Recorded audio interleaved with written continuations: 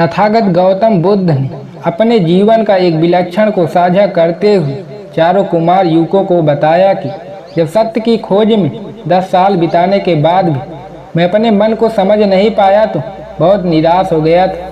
मैंने उपवास करने का संकल्प ले रखा था और मैं भूखा प्यासा यूं ही संसार में बिना किसी मकसद के भटक रहा था। तथागत गौतम बुद्ध ने बताया कि मैंने मौन रहकर भी देखा, मैंने व्रत करके भी देखा, लेकिन मौन रहते रहते और उपवास करते करते जब कोई परिणाम हाथ नहीं लगा तो अंदर से बहुत निराशा हो रही थी। कुछ समझ नहीं आ रहा था कि मैं क्या करूं।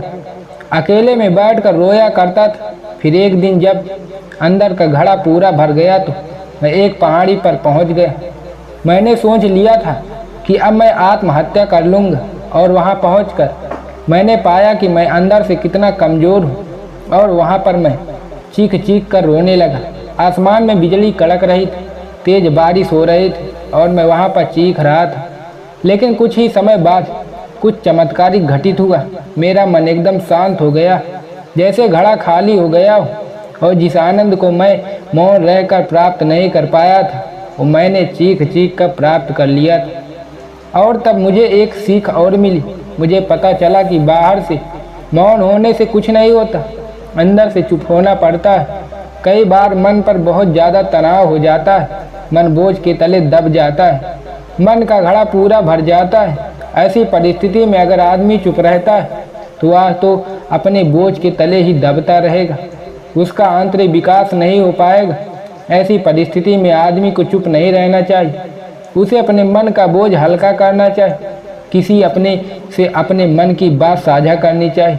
और जब अंदर से मन का घड़ा खाली हो जाए तो मौन रहकर अभ्यास करना चाहिए। तब असली मौन का महत्व समझ में आता है। संध्या का समय था। वेनुवन में तथागत गौतम बुद्ध चारों कुमार युवकों को उपदेश दे रहे थे। चारों कुमार युवकों को तथागत के पास आए हुए सिर्फ 5 महीने हुए थे और 5 महीने में ही उनकी वृद्धि बहुत ही अभूतपूर्व थी। यहाँ पर उनकी अलग अलग कार्यशालाएँ होती थी, जैसे कि तलवारबाजी या फिर धनुर्विद्या, और उसके बाद तथागत के उपदेश हुआ करते थे ताकि उन्हें सत्य धर्म का मार्ग भी पता चल सके। एक कुमार युवक ने तथागत से एक सवाल किया कि उन्होंने पूछा कि हे तथागत, आपने हमें यह तो बता दिया कि अपने मन का घड़ा अगर भर जाए तो उसे खाली कर लेना चाहिए और उसके लिए उस दर्द को चुप रहकर सहना नहीं है, बल्कि किसी से बात करके अपने मन का बोझ हल्का कर लेना है। लेकिन आपने ये नहीं बताया कि किन परिस्थितियों में हमेशा चुप रहना चाहिए, किन जगहों पर आदमी को चुप रहने से ही फायदा होता है। तथागत ने सभी से एक संकल्प लेते हुए कहा कि तुम्हें 2 दिनों तक मौन रहना है। जब तुम 2 दिनों तक चुप रहोगे तब तुमको समझ पाओगे जो मैं तुम्हें बताना चाहता हूँ। तब मैं तुम्हें 7 ऐसी जगह बताऊँगा जहाँ तुम्हें हमेशा चुप रहना है और तभी तुम उन बातों को समझ पाओगे।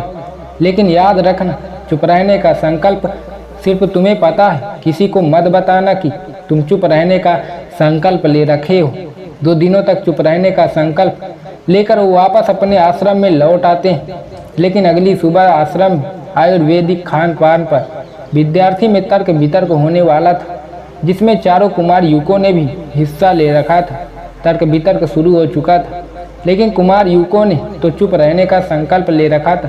तथागत की वो चेतावनी उन्हें अच्छी तरह से याद थी कि 2 दिनों तक पूर्णतः मौन रहना है, चुप रहना है। आश्रम के विद्यार्थियों के साथ वहाँ पर आचार्य गण भी मौजूद थे। सभी ने सोचा कि चारों कुमार युवकों के पास कोई तर्क नहीं, वो बिल्कुल तर्कहीन है और बुद्धिहीन है। आश्रम में चर्चा चल ही रही होती है कि ऐसे कुमार युवक भला राज्य को कैसे संभाल पाएंगे। कुमार युवकों के सहपाठी ही उनके मुंह पर ही उनका मजाक बनाने लगे। एक विद्यार्थी ने तो बड़ी अकड़ के साथ उनका रास्ता रोक ली और रास्ता रोककर कहा कि ये मत समझ लेना कि तुम हम में से किसी चीज़ में बेहतर हो, तुम राजा के बेटे हो, बस यही है। हाँ, तुम्हारे पास उपलब्धि ये भी कोई उपलब्धि है। जब भी उन्हें इस तरह की आलोचना सहनी पड़ती तो उनके मन में तीस उठने लगती। उन्हें समझ नहीं आता था कि उन्होंने चुप रहने का संकल्प क्यों ले लिया। अब धीरे धीरे क्या हुआ कि उनके अपने प्रति हो रहे मजाकों का, आलोचनाओं का जब उन्होंने कोई जवाब नहीं दिया तो इससे सब लोग उन्हें कायर भी समझने लगे। अब वो करे तो करे क्या, किसी को बता भी नहीं सकते कि उन्होंने चुप रहने का संकल्प ले रखा है। उनके पास देखने और सुनने के अलावा दूसरा कोई विकल्प नहीं है। रात का भोजन करने के बाद बिस्तर में लेटे हुए चारों कुमार युवक आज के दिन के बारे में सोच रहे थे। अगले सुबह तलवारबाजी और धनुर्विद्या की प्रतियोगिता होने वाली थी। तेज चलती हुई हवा के बीच रस्सियों से लटक रही मटकियों को निशाना बनाना था। जब पहले कुमार युवक ने मटकी का निशाना साधना शुरू किया तो उसके मन में यही विचार चल रहे थे कि हवा की गति कब बदल रही है। अगर वह हवा की गति के साथ अपने तीर की गति का संतुलन बना लेता है तो अब यह प्रतियोगिता जीत सकता है। यह विचार उसके मन में धनुर्विद्या का अभ्यास करते हुए पहले कभी नहीं आया था। यह विचार बिल्कुल नवीन था। अपने लक्ष्य का सही वेदन करने के उसने वह प्रतियोगिता जीत ली। विद्यार्थी और आचार्यगणों के बीच फिर से चर्चा होने लगी कि चाहे तर्क शक्ति न हो लेकिन कुमार युवक धनुर्विद्या में बहुत अच्छे, निशाना बहुत साधा हुआ है। आज की रात उन्हें बड़ी चैन की नींद आई और सुबह होते ही वह तथागत गौतम बुद्ध के पास पहुंच गए। वो 2 दिनों तक अपने चुप रहने के अनुभवों को साझा करने के लिए उतावले हो रहे थे। सबसे पहले वाले कुमार युवक ने तथागत ने पूछा कि भंते तुम्हारा अनुभव कैसा रहा। उसने कहा कि हे तथागत, मैं तर्क शक्ति में निपुण था। मैं धनुर्विद्या या फिर तलवारबाजी ज़्यादा नहीं जानता, लेकिन चुप रहने के कारण मैं अपने तर्क ही नहीं पेश कर पाया। इसीलिए मुझे आलोचना सहनी पड़ी और मेरा ही अनुभव कोई खास नहीं रहा। तथागत ने उसे समझाया कि अनुभव अच्छे या बुरे नहीं होते, अनुभव सिखाने के लिए होते।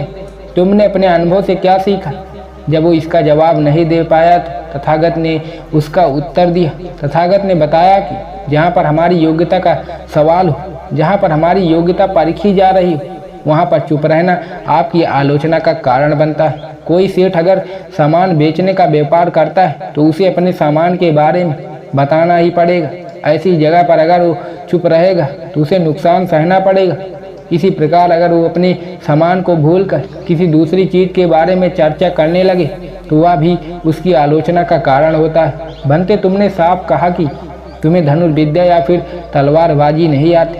अब अगर तुम जबरदस्ती धनुर्विद्या के बारे में डींगे हाँकने लगो तो वो तुम्हारी आलोचना का कारण बन जाएगा। कुछ लोग हर विषय पर बोलते रहते हैं, चाहे उन्हें पता हो या ना पता हो, लेकिन उनकी अपनी एक राय होती है, उनका अपना एक मत होता है। ऐसे लोगों को कोई समाज में गंभीरता से नहीं लेता।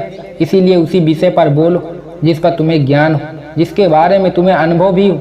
सिर्फ ज्ञान नहीं, ज्ञान और अनुभव जब दोनों मिलते हैं तभी ज्ञान परिपूर्ण होता है। इससे एक बात अच्छी ये हुई कि कुमार युवक को संबोधित करते हुए तथागत ने कहा कि एक बात तो अच्छी हुई है, हमें यह पता चल गया कि तुम तर्क शक्ति में अच्छे हो, वहीं तुम्हारा हुनर भी। पहले तुमने कभी भी अपने हुनर पर ध्यान नहीं दिया, लेकिन चुप रहने से तुम्हें अपने अंदर के हुनर पता चल जाते हैं। जो लोग लक्ष्यहीन होकर जीवन भर भटकते रहते हैं, ऐसे लोगों को कुछ समय के लिए चुप रहकर देखना चाहिए। दूसरे कुमार युवक से तथागत ने पूछा कि तुम्हारा अनुभव कैसा रहा भंते। उसने बताया कि हे तथागत, धनुर्विद्या की प्रतियोगिता के दौरान मैंने पहली बार ये महसूस किया कि हवा की गति और तीर की गति का अगर संतुलन बना लिया जाए तो किसी भी लक्ष्य को भेदा जा सकता है। हे तथागत, 2 दिनों तक चुप रहकर मैं अपने उन बारीकियों को समझने लगा हूँ जिनको आज तक मैं नज़रअंदाज करता रहता था। तथागत ने कहा कि जिस प्रकार हवा की गति और तीर की गति में संतुलन जरूरी होता है, उसी प्रकार सांसारिक जीवन में अपने लक्ष्य प्राप्त करने के लिए आपको आध्यात्मिक और सांसारिक जीवन में संतुलन स्थापित करना होगा। आध्यात्मिक और सांसारिक जीवन में संतुलन स्थापित होने के बाद आप बड़ी आसानी के साथ और भी बहुत जल्दी ही अपने लक्ष्य तक पहुंच सकते हैं। कुछ लोग सांसारिक जीवन में इतने घुल जाते हैं कि उनके पास खुद के लिए समय नहीं होता। वह अपने परिवार को समय देते, अपने काम को समय देते, लेकिन जब खुद की बात आती तो खुद को समय नहीं देते और इसीलिए उनका आध्यात्मिक विकास नहीं हो पाता। और ऐसे लोग चाहे पारिवारिक सुख हो या फिर धन संपदा कुछ भी हासिल कर ले, लेकिन अपनी आंतरिक शक्ति को, अपने आंतरिक शांति को अनुभव नहीं कर पाते। चारों कुमार युवकों का तथागत ने चेतावनी देते हुए कहा कि तुम्हारी कल को तुम्हारा जीवन राज्य के लिए समर्पित हो जाएगा। तुम एक अच्छे राजा बनने के लिए तैयार हो जाओ। प्रजा पर अच्छी तरह शासन करने के लिए इन 5 जगहों पर हमेशा चुप रहना। अगर इन 5 जगहों पर हमेशा चुप रहना सीख गए, अभ्यास कर लिया, तो तुम लंबे समय तक शासन कर सकोगे। प्रजा में और घर गृहस्थी में हमेशा शांति बनी रहे। तथागत ने सबसे पहले बताया कि जब तुम पूरे संकल्प पूरी तरह आत्ममंथन के साथ अपने मन में कोई बात न ठान लो तब तक किसी को मत बताना। कई बार मनुष्य के जीवन में ऐसा समय आता है जब उसकी वैचारिक उलझन ज़्यादा हो जाती, उसे समझ में नहीं आता कि समस्या कैसे हल करनी चाहिए। ऐसे समय पर चुप रहकर अपने मन को स्पष्ट करो, उसे साफ करो। किसी बात को लेकर किसी से विचार विमर्श भी करना है तो यह बात मत बताना, यह समस्या तुम्हारे साथ बल्कि किसी और का जिक्र करके तब विचार विमर्श करना। तथागत ने कहा कि तुम होने वाले राजा हो, अगर तुम्हारी कमजोरी कड़ियाँ किसी के पकड़ में आ गई तो इससे पूरे राज्य का कार्यभार प्रभावित होने का खतरा रहता है। अपने रहस्य अपने तक ही सीमित रखो, लेकिन तब तक जब तक तुम्हारे ऊपर बोझ न बन जाए। अगर तुम्हारे ऊपर वो बोझ बन रहे हैं तो उसे अपने प्रियजनों से साझा करने में कोई समस्या नहीं होनी चाहिए। दूसरी जगह जहाँ चुप रहने ही फायदा होता है वो है जब तुम्हारे दो करीबियों का झगड़ा हो रहा हो, तो उसमें किसी का एक पक्ष लेना हमेशा तुम्हें हानि पहुंचाएगा। इसका मतलब यह कतई नहीं है कि हम अन्याय का विरोध न करें। अगर हम अन्याय होने वाले जगह पर चुप रहोगे तो लोग हमें कायर समझेंगे, क्योंकि असली दुनिया में चीज़ें इतनी साफ और स्पष्ट नहीं होती। इसीलिए इंसान को हमेशा अपनी बुद्धि का इस्तेमाल करना चाहिए। बुद्धिमानी अपनी चरम सीमा पर तभी काम करती है जब आप चुप रहकर एक ही विषय पर अपना पूरा ध्यान केंद्रित कर देते हैं। इसीलिए तीसरी जगह जहाँ मनुष्य को चुप रहना चाहिए वो ये है जब किसी विषय पर अध्ययन कर रहा हो, कोई ऐसी समस्या सुलझा रहा हो और जो बहुत कठिन हो या फिर उलझन भरी हो। कठिन से कठिन और उलझन से भरा हुआ काम कभी सफल हो सकता है जब शांत रहकर चुप होकर पूरे दिमाग से उसकी समस्या के बारे में सोचा जाए। सही समय पर सही बात बोलना और व्यर्थ की बातों को न पकड़कर चुप रहना, ये दो सिद्धांत जिस आदमी ने अपने जीवन में उतार ली उसकी प्रतिष्ठा चारों ओर फैलेगी। चौथी जगह जहाँ आदमी को चुप रहना चाहिए वह जगह है खाते वक्त, भोजन करते वक्त। अगर आप मौन रहकर भोजन करते हैं तो आप खाने का पूरा स्वाद लेकर खाते हैं और इसी वजह से आपका खाना जल्दी हजम हो जाता है। जब आप चुप रहकर पूरा ध्यान भोजन पर केंद्रित करके भोजन करते हैं तो ऐसी परिस्थिति में आपका शरीर अपने आप ही ऐसे रसायन छोड़ता है जो खाने को जल्दी पचा देते हैं। और खाना अगर सही से पच रहा है, पाचन क्रिया सही से काम कर रही है तो आपके शरीर में कोई बीमारी नहीं हो सकती, आप हमेशा स्वस्थ रहेंगे। आखिरी और सबसे ज़रूरी जगह जहां आपको किसी भी कीमत पर ऐसा चुप रहना चाहिए वो है जब हम आपका कार्य पूर्ण न हो जाए। उस कार्य के बारे में किसी को मत बताना, अपना उद्देश्य खत्म करके। तथागत ने कहा कि अब तुम्हें चुप रहने के सारे फायदे पता चल चुके हैं, साथ ही तुम्हें यह भी पता चल चुका है कि किन जगहों पर चुप रहना है और किन जगहों पर बोलना जरूरी होता है। इन बातों का पालन करके तुम एक अच्छा जीवन जी सकते हो। अपनी प्रजा के प्रति जो तुम्हारा कर्तव्य है वह अच्छी तरह से निभा सकते।